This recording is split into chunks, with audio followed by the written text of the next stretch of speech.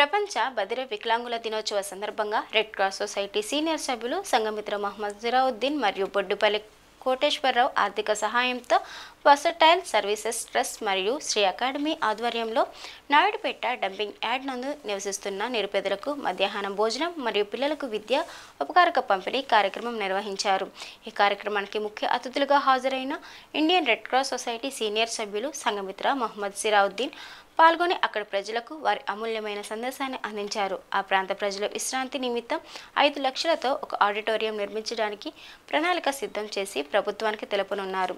ఈ సందర్భంగా బొడ్డుపల్లి కోటేశ్వరరావు మాట్లాడుతూ చూపు లేకపోవడం, మాట వినికిడి లోపం ఉన్నప్పటికీ ప్రపంచంలో మొట్టమొదటిగా గ్రాడ్యుయేట్గా పేరుగాంచిన బధిర వికలాంగుల దివ్యాంగుల సంక్షేమం కోసం తన జీవితాన్ని అంకితం చేసిన హెలెన్ కెలార్ జయంతి సందర్భంగా జూన్ 27న బధిర వికలాంగుల దినోత్సవం జరుపుకుంటున్నాం అని అన్నారు.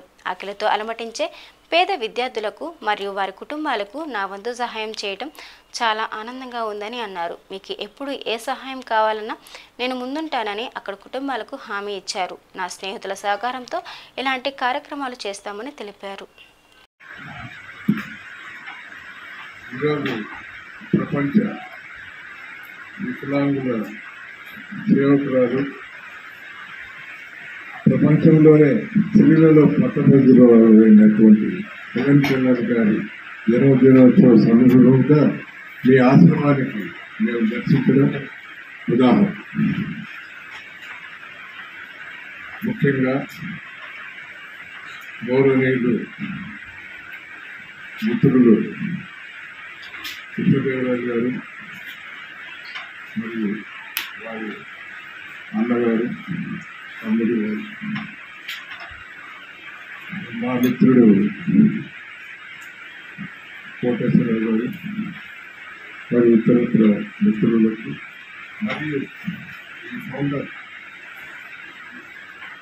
ఇంత ఆశ్రమంలో ఉన్న బిడ్డలకు ఎంతో గ్లోరియస్గా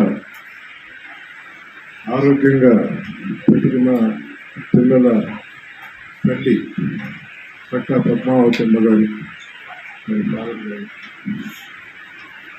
ఈ శుభ సాయంకాలం మేమందరం ఈ మధ్యలో ఉండడం ఒక ఉదాహరణ.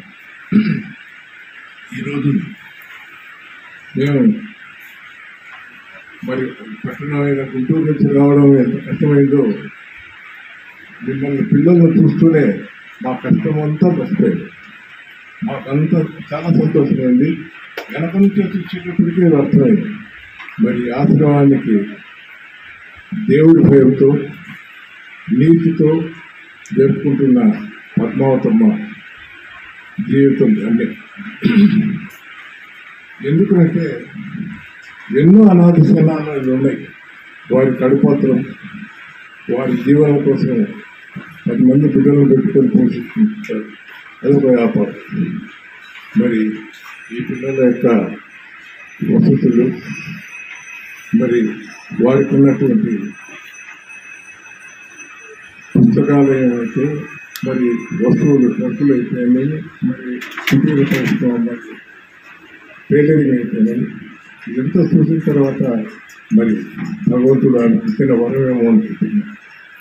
మీరందరూ, మీ తల్లిదండ్రులందరూ మరి ప్రార్థించి ఆమెకు ఆశీర్వదించినప్పుడే ఆ ఆశీర్వాదం మీకందరూ బాగుపడుకుంటున్నాను.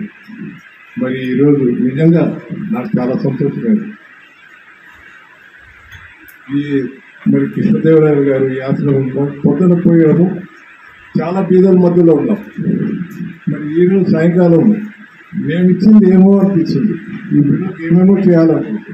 మరి మీ మధ్యలో మేము పిల్లలు అవుతానేమో అనిపిస్తుంది. ఇవ్వాల్సినది ఏమన్నా ఉంటే కూడా మరి దేవుడు చేతులు ఇవ్వాలని నేను హృదయపూర్వకంగా ప్రార్థిస్తూ, మరి చెన్నైకి పద్మావతమ్మ గారికి వీళ్ళకి ఏదైనా అత్యవసరంగా బిడ్డలకు మరి చిన్న మంచి వసతి కలిగిన అవసరమైనటువంటి వస్తువు ఏదైనా ఉంటే చెప్పొచ్చాను. మరి మీరందరూ బాగా తెలుసుకొని మంచి గుణవంతులై, మిత్రుడు చెప్పిన కృష్ణదేవరాయలు గారు తమ్ముడు చెప్పినట్టు మీరందరూ ఇతరులకు కూడా అది ఎదిగిన తర్వాత ఇతరులకు కూడా మీ మాదిరి పిల్లలకు మీరు సహాయపడతారని హృదయపూర్వకంగా కోరుకుంటూ ఈ శేష జీవితంలో మీ బాగోగులే మా శ్రేయస్సు. మీరు ఎంత బాగుంటే మేము మా పిల్లలు బాగుంటారు అని ఈరోజు పద్మావతమ్మ గారి బిడ్డల్ని ఈ మాదిరి ఎవరు కూడా ఎక్కడ ఆశగా దురాశగా మరి ఏదో కావాలన్నట్టు లేదు. పిల్లలకు మేము ఎవరో వస్తారు ఏదో చేస్తారు అనే దురాశలో ఒక్క బిడ్డలు కూడా నాకు కనపడడం లేదు. చాలా సంతోషం. ఏది కోరినా కూడా భగవంతుడితో కోరాల. మన కన్నా తల్లిదండ్రులు అడగాలి. ప్రార్థించే చేతుల మీద సహాయం చేసేది ఎవరు సహాయం చేస్తే వాళ్ళకు వస్తుంది కానీ మీకే రాదు.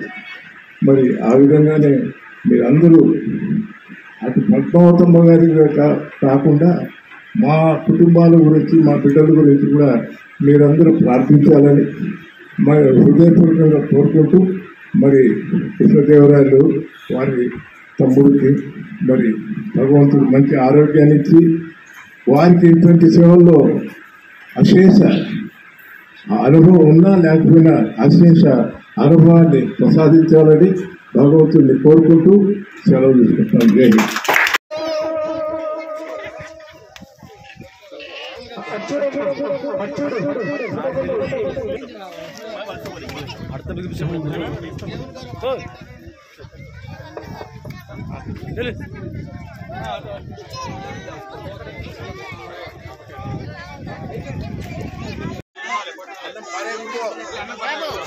కొద్ది పట్టండి మళ్ళీ రమ్మనండి అవసరం. నమస్తే